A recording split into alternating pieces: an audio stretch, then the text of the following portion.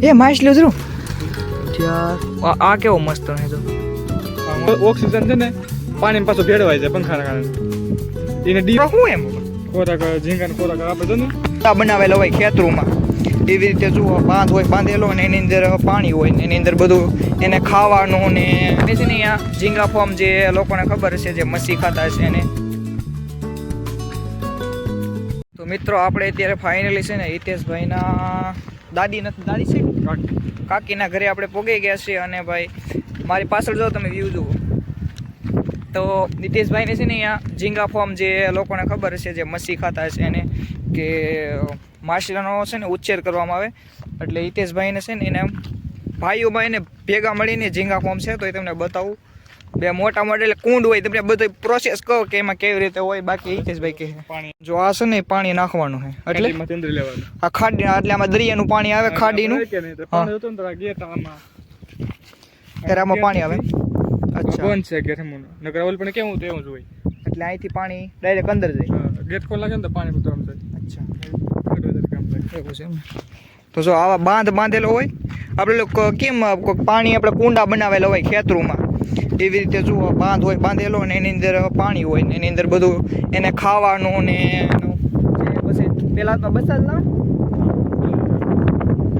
પૂરા પાણીમાં પૂરા નથી આવતા એવા હોય ને બચ્ચા લાવે પછી એનો અંદર જ પાણીની અંદર ઉછેર કરે એમ ને બસ આ તમારું છે કે આ તૈયાર કરેલું છે આ તૈયાર કરેલું છે ખેતરની કોઈ દેખે ને ખેતર હા અને આ તૈયાર કરવાનું બાકી છે ને અચ્છા તો આ તો હું પહેલી વાર જોઉં છું બાકી આને તો ખબર જ છે બાકી હું પહેલી વાર જોવા આવ્યો છું આવું છે કંઈક જો અને સેક્ટરી કહેવાય શું કહેવાય સેક્ટરી આને એટલે એમાં શું હોય એટલે જો તરા ભરેલો હોય ને હા હા તો આપણે ઝીંગા જોવા હોય ને કેટલા ઝીંગા છે હા તો જવાનું થોડો ખોરાક નાખવાનો પેલા જો ખોરાક નાખીને એ દિશે અચ્છા કેમ બતાવું ઉપર ખેંચવાનું એટલે હું બધું આ ઓલું છે એમાં ખોરાક શું એમ ખોરાક ઝીંગાનો ખોરાક આપણે જો ને રાજુના પર જઈને આ બાજુ માછલી વાસણ એ ખોરાકની કેવું ઓલી છે ફેક્ટરી અચ્છા એવું એમાં હુંડિયાને દર નાખે પેલા લોટ કેવો એ હુંડિયાને કરી નાખે ઉપર હુંડી નેવા અચ્છા પાકું પછી એમાંથી ખોરાક બને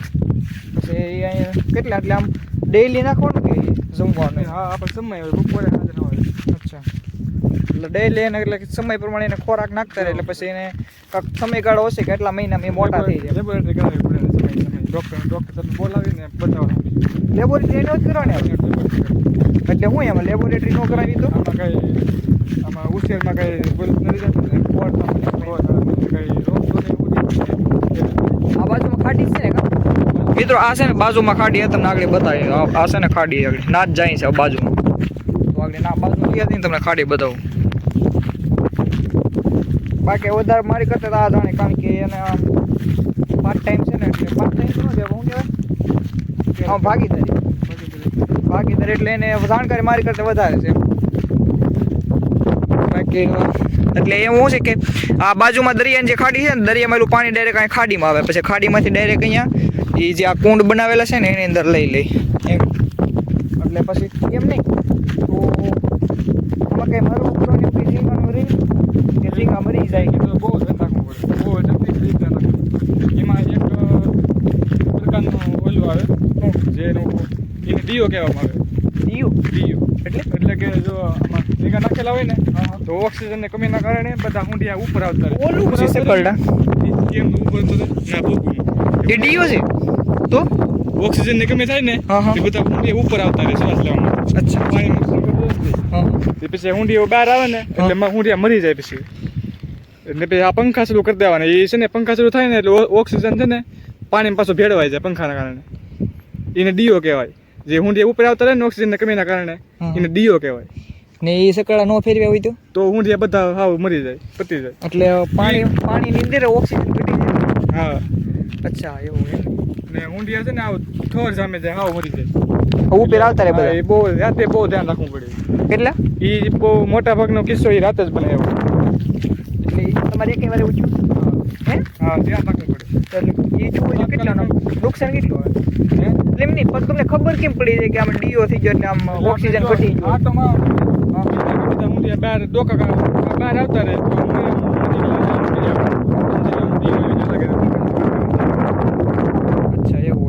ઓક્સિજન પાણીમાં ભેળવાઈ જાય. પાકું સમજાઈ ગયું. અત્યારે જો આ ખાડીને હા બાજુમાં આવી ગયો. જો આ છે ને આને કહેવાય ખાડી. જે સાસબંધની આજુબાજુ ને ગામડાને જે દરિયાની બાજુ બેસે એને ખબર જ હશે કે આને છે ને નામ છે ઝાડવા વૃક્ષ છે ને તુવેર ને આમાં લોકો છે ને આની અંદર જાય ગારાની અંદર ને કસલા આમાં જ પકડે બધા. બાકી હવે છે ને હિતેશભાઈને આપણે વાડી જોવા જઈએ તો ચાલો ડાયરેક્ટ જઈએ વાડીએ. એમને મળીશું ડાયરેક્ટ વાડીએ. ચાલો તો મિત્રો ફાઇનલી આપણે પૂગી ગયા છે હિતેશની વાડીએ. અત્યારે ભાઈ અહીં બાજરીને બધું એવું પૂગ્યું છે આમ. એટલે અહીં શું છે તળાવ છે ને બાજુમાં અહીંયા ડેમ છે અમારે એટલે અહીં બધું પાણી ના આવે છે. બાકી હવે હિતેશની ઘરે જઈ. હાલો આ શું આવી લે જુવાર હે કે આ સોરા મિરચા છે સોરા હું ના ભાજી. એટલે અહીં ખેતરોમાં એવું જ હોય કે છે ને બધાય નાખે આપણે નહીં કે બધાય નામ જ હોય કે ખેતરની અંદર છે ને નાની મોટી શાકભાજી વાઈ નાખે એટલે હું થઈ જાય એમ પોતાનું ઘરનું. એટલે દાડે મેં આમ જો દાડમડી છે હા ફીક એ આ કોનું ઘરે હિતેશનું પરિવાર રાખો અહીંયા જ રહેતું એટલે ગળી જઈ કામમાં કેવું હોય એ વાત સાચી છે. આમ જો જમરૂખડીને બધું છે અહીંયા તો. આપણે થઈ ગયું હિતેશનું થવું હોય થાય ને કાંઈ.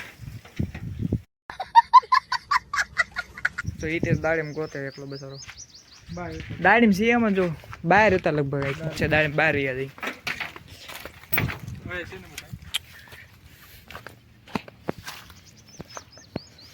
ડિગ્રી વાળા છે હાલ ને એક તો હાલ તો બસ હાલ એક મળી ગયું બસ.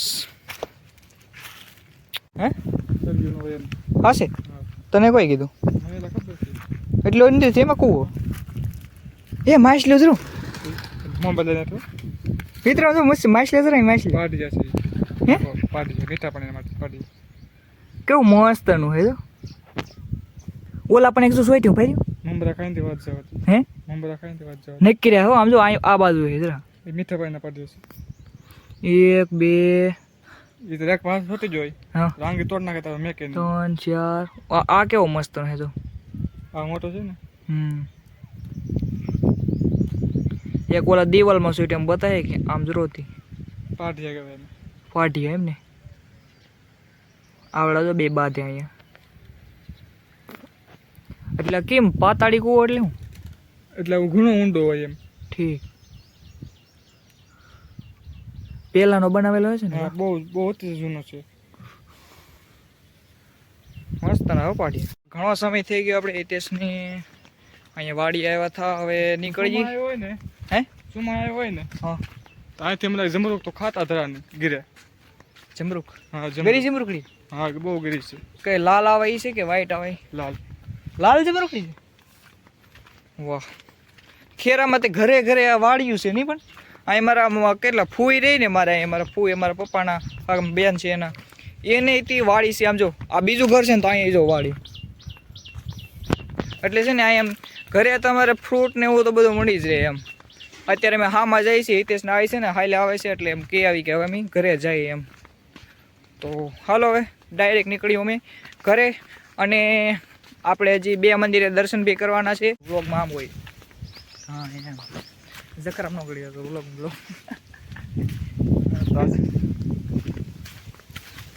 મીઠું હે બહુ મીઠું છે ને ભાઈ મારી વાડીનું. એટલે આપણે આ તક બાવરૂમ ગળી જાય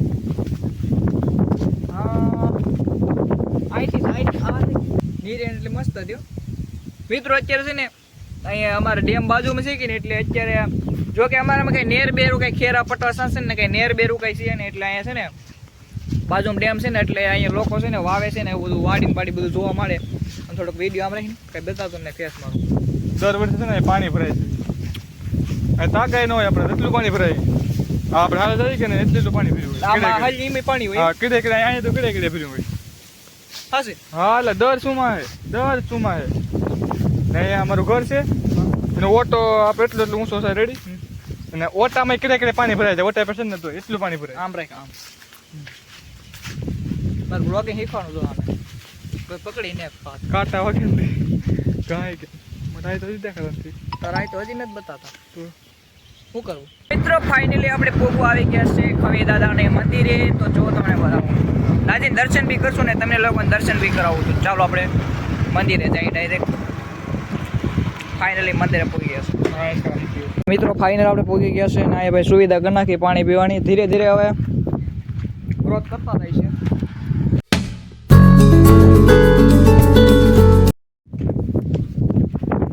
જય ખવી દાદા.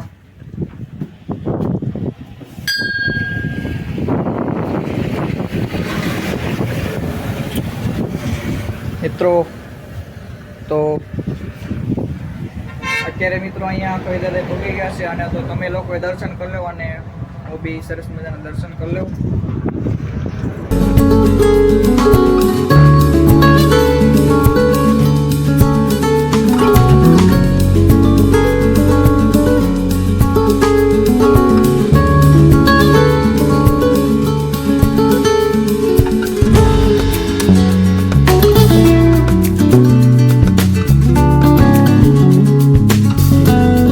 આ જગ્યા છે ને અહીંયા આ છે ને એવું લાગે તમને જમીન સારી છે પણ આ છે ને જમીન મીઠાવાળી છે, ખાર જ જમીન છે. કારણ કે અહીં દરિયાનું ખાડીનું પાણી બધું ભેગું થાય ને એટલે બધું ખાર જ જમીન છે. બાકી અહીંયા છે ને કોઈ બી વસ્તુ હોય નાની મોટી અહીંયા ખવી દાદાની જગ્યાએ કોઈ માનતા આવે કે કોઈ નાનો મોટો પ્રસંગ હોય તો હમણાં ઓટલો બનાવ્યો છે એટલે અહીં બધું થઈ જાય એમ હસવાઈ જાય. બાકી આ જમીન છે ને ખારસવાળી જમીન છે એટલે કાંઈ થાય ને આમાં થોડીક વ્હાઇટનેસ કે હું કમ કરી નાખું જો તમને ખબર પડશે. ઓલું છે ને પાણી છે ને એ ખારું પાણી છે, એ બધું ખારું પાણી છે ને આ જમીન છે ને એ બી ખારી જ છે. અહીંયા ધીરે ધીરે ગ્રોથ થતો જાય છે. આ પાણી પીવાનું અહીંયા પાણીનું પરબ બી મસ્તનું બનાવી નાખ્યું છે. તો આવું મસ્તનું હોય ધીરે ધીરે આગળ ગ્રોથમાં થતા જાય છે. બાકી અહીંયા પહેલાં બધું છે એટલે કામકાજ ધીરે ધીરે હવે શરૂ થતું જાય છે. એટલે આમ તમે સાસખેરા પટમાંથી નીકળો ને એટલે અહીંયા રોડની બાજુમાં જ છે. જો આ રોડ છે ને અહીંયા તમે અહીંયાથી જ્યારે નીકળશો ને ત્યારે જ આ બાજુમાં જ આવે છે. એટલે અહીંયાથી નીકળો ને તો દર્શન કરતા જ આપણે ખવી દાદાના મંદિરે. બાકી હવે અમે નીકળીએ કારણ કે હજી થોડુંક ખંભળિયારે કામ છે. ઘરે જશું, ઘરેથી કપડાં લઈને પછી ખંભળિયારે મૂકવા જવાનું છે. એટલે હે ઘેર પછી વારે પડશે કારણ કે થોડું થઈ ગયું છે જવા માટે. તો હાલો નીકળીએ ડાયરેક્ટ હવે અમે ઘરે. અને હવે જશું અમે ખંભળિયારા પણ ઘરે થોડીક હવે આમ કહેવાય ને થોડીક કલાજી થઈ ગયા કે ઘરે જઈને કારણ કે મોડું થઈ ગયું છે અમારે ભોગવામાં. કારણ કે બ્લોગ શૂટ કરવાનું હતું ને એટલે બ્લોગિંગમાં પછી એવું હતું કે બોલવું તો પડે એટલે બોલવાનો તો ટાઈમ રહ્યો છે એટલે મોડું થઈ ગયું છે. કાંઈ વાંધો નહીં, ઘરે તળાજી થાય થોડીક ગઈ લેવું તમારા માટે બધું કરશું. તો ચાલો કન્ટિન્યુ મળ્યા રહેજો.